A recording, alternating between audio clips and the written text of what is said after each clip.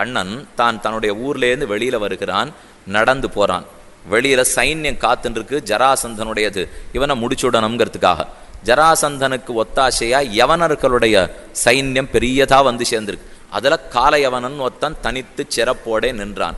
அவன் கண்ணனை பார்த்து, என்ன இவர் தனியாக எங்கேயோ வாசலில் இறங்கி போகிறாரே, சைன்யத்தையே காணுமே, இவரை பிடிச்சி இப்போ முடிச்சுடணும்னு துரத்த ஆரம்பித்தான். கண்ணன் உயிருக்கு பயந்து ஓடுறாப்புல ஓட ஆரம்பித்தான். கோழையே ஓடாதே நில் அப்படின்னு சொல்லிட்டே காலையவனன் பின்னாடி வந்தான். கண்ணன் கவலைப்படாமல் வேகமாக ஓடிட்டு போனான். இன்றைக்கி நீங்கள் போனீங்கன்னா டாக்கூர் துவார்னு அகமதாபாத்துக்கு பக்கத்தில் முதல் துவாரக்கை சேவிக்கிறோமோ இல்லையோ, அந்த டாக்கூர் துவாரில் தான் ரணச்சோட ராய்னு பெருமாளுக்கு பேர்.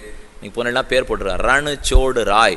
ரணுனா யுத்த பூமி, சோடுனா விட்டுட்டு ஓடின கண்ணன், யுத்த பூமியை விட்டு ஓடின கண்ணன்னு பேர். இது நாம் மட்டும் பண்ணியிருந்தோன்னா எல்லா புலவர்களும் சேர்ந்து நமக்கு எல்லாம் தப்பு பாட்டு பாடியே தீர்த்திருப்பா.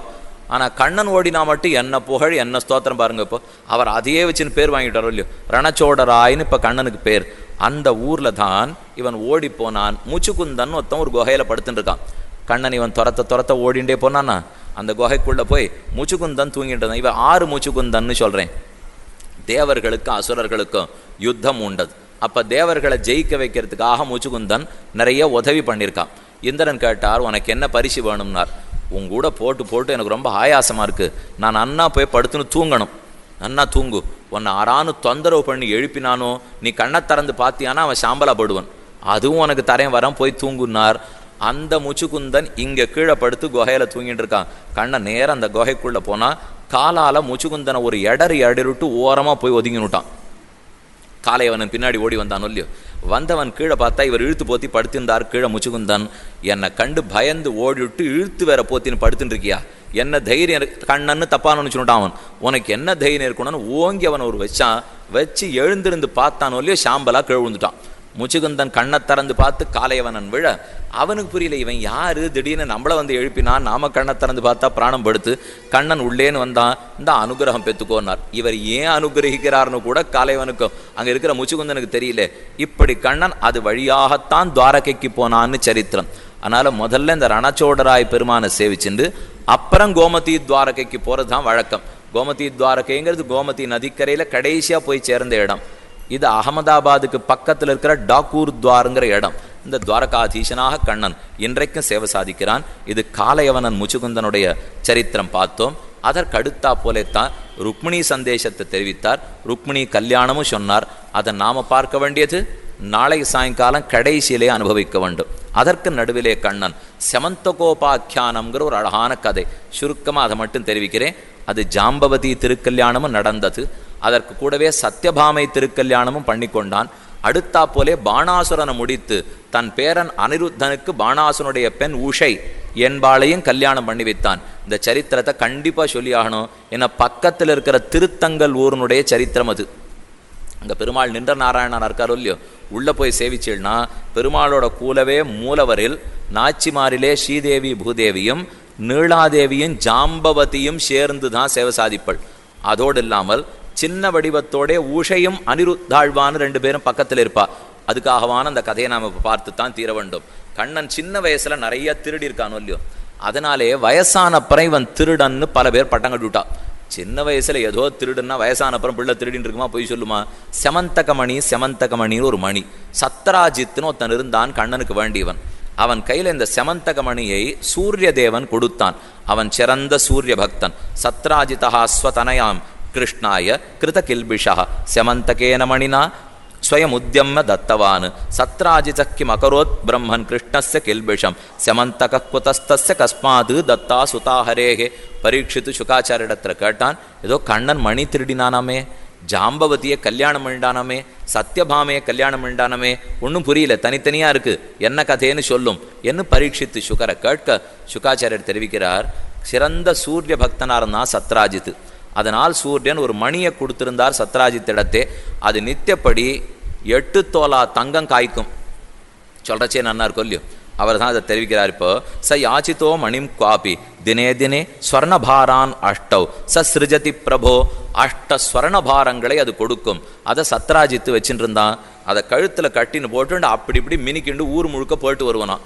பார்த்தா எல்லாரும் சூரிய தேவன் வரான், சூரிய தேவன் வருவான்னு சொல்லுவலாம். போய் கண்ணனிடத்துல சொன்ன உடனே சூரியனை வரல, ஒத்தனை வரல, நம்ம நண்பன் சத்ராஜித்து தான் என்று வேடிக்கையா சொல்லி தள்ளிடுவான் கண்ணன். ஒரு நாள் தனக்கு அந்த மணி வேணும்னு கண்ணன் சத்ராஜித்தின் இடத்துல கேட்டான். நம்ம நண்பன் தானே, கண்ணன் தானே கேட்கறான்னு கொடுத்துருக்கணும் இல்லையோ, கொடுக்க மாட்டேன்னு விட்டான் சத்ராஜித்து. சரி போனா போறது, கொடுக்கலேன்னு கண்ணனை விட்டுட்டான். சத்ராஜித்தினுடைய பிராத்தா, கூட பிறந்த சகோதரன், அந்த மணியை ஒரு நாள் கையில் எடுத்துட்டு குதிரை பேர்ல ஏறிண்டு வேட்டைக்காக மணியை எடுத்துன்னு வந்துருவோன்னு பார்த்தா, அப்பதான் ரிக்ஷராஜர் கரடிகளுக்கு தலைவர் ஜாம்பவான் வந்தார். கண்ணனோட பெரிய யுத்தம் மூண்டது. யுத்தத்துல கடைசியா கண்ணனை ஜெயிக்க முடியலேன்னு பார்த்து பொறி தட்டினா போலே நம் ராமனன்னோ கண்ணன். எந்த ராமன் திருவடிகளை நாம் போன ஜென்மத்தில் ஆசிரியத்திருந்தோமோ, அதாவது கண்ணனுக்கு முன்னாடி, மேலும் ராமனுடைய அவதாரம் அல்லவா, அதைத்தானே இப்பொழுது கண்ணனாக பார்க்கிறோம்னு திருவடிகளில் விழுந்தார். தம் பெண்ணான ஜாம்பவதியும் கல்யாணம் பண்ணி கொடுத்தார். இது ஜாம்பவானும் கண்ணனும் பார்த்து கொண்டது. இப்போ நீங்கள் திருத்தங்கல்ல சேவிக்கிறதுக்கு போனீங்கன்னா கீழே நின்ற நாச்சியார் சேவை சாதிக்கிறார். தனி நாச்சியார் சன்னதி. மேலே போனோம்னா பெருமாள் எல்லா நாச்சியாரோடையும் இருக்கார். ஆனால் கீழ்த்தளத்திலே தனி நாச்சியார் நின்று சேவை சாதிக்கிறாளோ இல்லையோ, அந்த நாச்சியாரை பற்றி கேட்டீங்கன்னா சொல்லுவா, இவள் தான் பாணாசுரனை முடிக்கிறதுக்காக தபஸ் பண்ண நாச்சியார் இந்த இடத்துலேன்னு சொல்லுவார்கள். மேலே போனோம்னா உஷையும் அனிருத்தனும் பக்கத்தில் இருப்பா. பெருமானுடைய ஒரு பக்கத்தில் தனியாக ஜாம்பவதியும் சேவை சாதிக்கிறாள். ஆக நின்ன நாராயண பெருமாள் ஜாம்பவதிங்கிற ஜாம்பவானுடைய புத்திரியோடே சேர்ந்து திருத்தங்கல்ல சேவை சாதிக்கிறார். அது ஒன்றும். திரும்ப வந்தான், செமந்தகமணியை கொண்டு சத்ராஜித்தின் இடத்துல கொடுத்தான். சத்ராஜித்தும் தான் பண்ண தப்ப உணர்ந்து பெருமானிடத்துல மன்னிப்பு கேட்டுண்டு மணியும் கொடுத்துட்டான். தான் பெண்ணான சத்யபாமையும் கல்யாணம் பண்ணி கொடுத்துட்டான். இதனால தான் இப்போ 2 கல்யாணம் ஒரே சமயத்தில் பார்க்க வேண்டியது. ஜாம்பவானுடைய பெண்ணு ஜாம்பவதியும் பண்ணிவிட்டான், சத்ராஜித்தினுடைய பெண்ணான சத்யபாமையும் கல்யாணம் பண்ணி கொண்டான். இந்த 2 திருக்கல்யாணங்கள் பார்த்தோம். கீழே ருக்மிணி பிராட்டி கல்யாணம் முதல். ஆனால் அதை நாம் நாளை சாயங்காலம் பார்க்க போகிறோம். அதற்கு நடுவில் இந்த கல்யாணங்கள் முடிய அடுத்தது பௌமாசுரன், நரகாசுர வதம். நரகாசுரனுக்காக ஒத்தாசை பண்ணுறதுக்கு வந்த முரனையும் கொன்று முடித்தான். அதற்கு மேலே பெருமான் தான் பாணாசுரனை கொல்வதுங்கிறது அழகிய சரித்திரம். பாணாசுரனுக்கு உஷைன்னு ஒரு பெண் இருந்தாள். அந்த உஷை கனவு கண்டாள், சொப்பனம் பார்த்தா. கண்ணனுக்கு பிரத்யும்னங்கிற குமாரர் பிறந்தார், பிரத்யும்னனுக்கு அனிருத்தன்கிற குமாரர் பிறந்தார். இவர்களோட சேர்ந்து சேவிக்கணும்னா நீங்கள் திருவல்லிக்கணிக்கு வரணும்.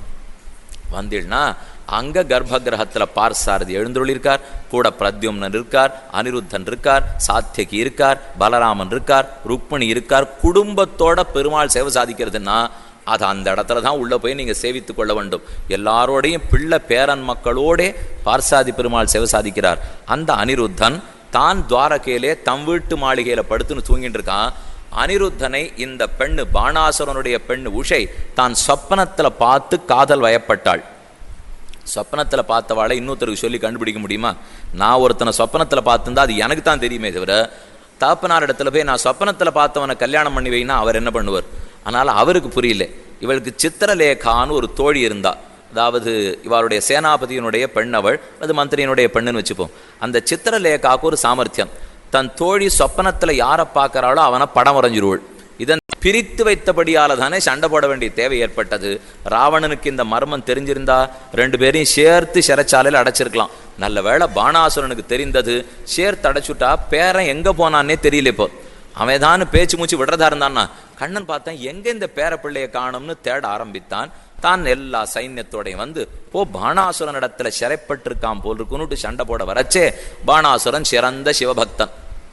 அதனால சிவன் அங்கே இருந்துட்டு நான் ரட்சித்து கொடுக்கிறேன்னு சண்டை போட வந்தார்.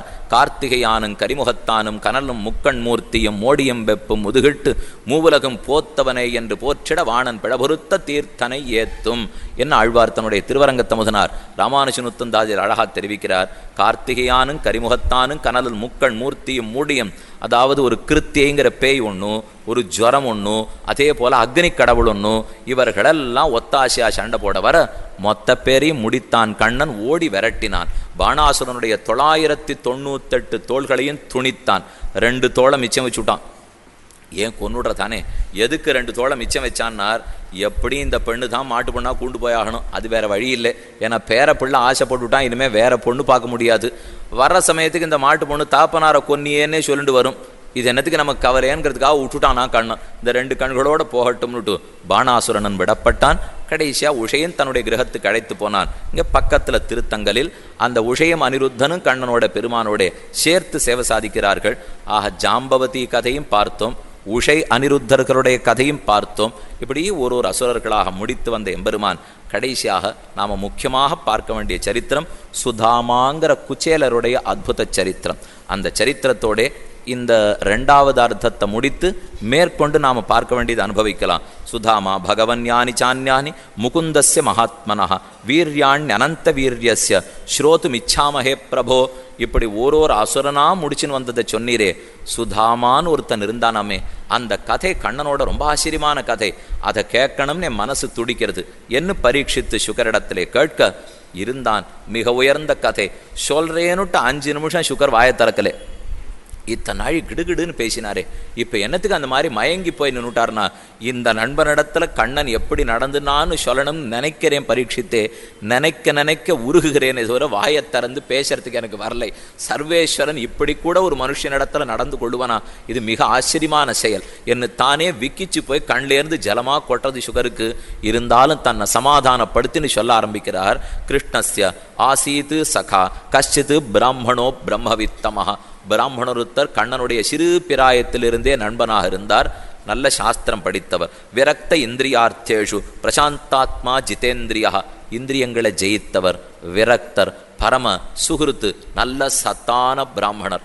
ஆனால் சல்லி காசு கையிலே கிடையாது. தன்னுடைய பத்னியின் தானும் வாழ்ந்து குழந்தைகளை பெற்றுட்டார். குழந்தைக்கு பால் கொடுக்கறதுக்கு கூட அவரிடத்திலே பால் கிடையாது.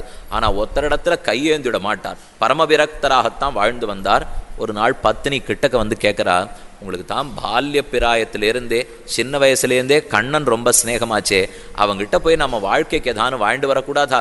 அவன் உம்மை பற்றி ரொம்ப நன்னா நினச்சிட்டு இருப்பானே, நீர் கஷ்டப்பட்டா அவன் கஷ்டப்படுவனே, அதுக்காகவானு போய் வாழ்ந்து வாரும் என்று மனைவி கேட்கிறாள். அதை தெரிவிக்கிறார். தஸ்ய பார்யா குச்சைலஸ்ய க்ஷுக்ஷாமாச்ச ததாவிதா பதிவிரதா பதிம் பிராக முலாயதா வதனேனசா தரித்ரா சீதமானாசா வேப்பமானா அபிகம்யச்ச.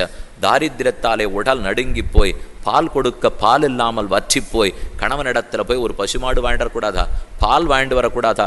குழந்தைகள் பட்னியால் போயிடும் போல் இருக்கே என்று தீனமான குரலிலே கேட்க அவர் திரும்ப சொன்னார், என்னுடைய நட்பை விலை பேசவா சொல்லுகிறாய் என்று திரும்ப கேட்டார். தான் குச்சேலர் சுதாமா நட்பை விலை பேச சொல்லலை, நண்பனிடத்துல உதவிதானே கேட்க சொன்னேன். நீர் போய் நின்னாலே கண்ணன் கொடுத்து விட மாட்டானா என்று குச்சேலருடைய மனைவி சொல்ல அவர் யோசித்து பார்த்தார். கேட்கிறமோ இல்லையோ, ஒரு தடவை கண்ணனுடைய தரிசனத்துக்கான வாய்ப்பு கிடைக்குமோ இல்லையோ, அதுக்காகவானு போயிட்டு வருவோம் என்று தன் மனசை சமாதானப்படுத்தின்றார். கிளம்பிவிட்டார். கிளம்புறச்சே அவளை பார்த்து கேட்டார், போன்னு சொல்லிட்டியே, பால்ய நண்பனை பார்க்க போறச்சே கையிலே தான் எடுத்துன்னு போக வேண்டாம்? அதுக்கு நம்ம இடத்துல சல்லி காசு இல்லையே, எதனா எடுத்துன்னு போய் கண்ணனை பார்ப்பேன் என்று கூனி குறுகி நின்னார் பெரியவர்.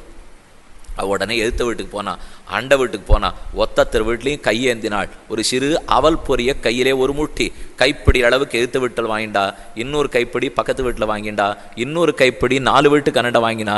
திரும்பி வந்தவள் இருந்த ஏதோ கிழிச்ச துணியை பிடிச்சு கிழித்தாள். அதில் அந்த முட்டியாகத்தான் அவல் பொரிய போட்டு கட்டினா, இதை வச்சுக்கும். அவர் பார்த்தார், இந்த கிழிசி துணி எங்கே, சர்வேஸ்வரனான கண்ணன் எங்கே, அவன் உண்டு இருக்கிற வெண்ணையும் பாலும் எங்கே, இந்த அவல் பொறி எங்கே, இருந்தாலும் நம்மகிட்ட இருக்கிறது தான் என்ன நினைத்தார். இடுப்பில் சொருகினுட்டார். வேகமாக நடக்கிறதுக்கு ஆரம்பிக்கிறார். தெரிவித்தார், ச தானாதாய விருப்ராக்யா பிரயோ துவாரகாங்கில கிருஷ்ண சந்தர்சனம் மக்கியம் கதம் சுவாதித்து சிந்தையன்னு. கண்ணனுடைய தரிசனம் எனக்கு எப்படி கிடைக்க போகிறதோ என்று நினைத்துண்டே தானும் புறப்பட்டார். 1000 மைல்கள் கடந்தன்னோ கண்ணனை போய் சேவிக்க வேணும். போனார். குகந்தயஷ்ட சஹசிராணாம் மகிழ்ஷீணாம் ஹரேத்விஜா. 16,000 மகிழ்ச்சிகளோடு கூடின கண்ணன் இருக்கிற பட்டணத்துக்கு போய் சேர்ந்தார். வாசல்ல இருக்கிற மாட மாளிகை கூட கோபுரங்களை பார்த்தா தலை சுத்துறது அவருக்கு. நம்மையே பெரியம்மா நமக்கு குடிசையில் வாழ்ந்து வழக்கம், பெரிய மாளிகை கொண்டு போய் விட்டா நமக்கே தாங்க சொல்லியோ.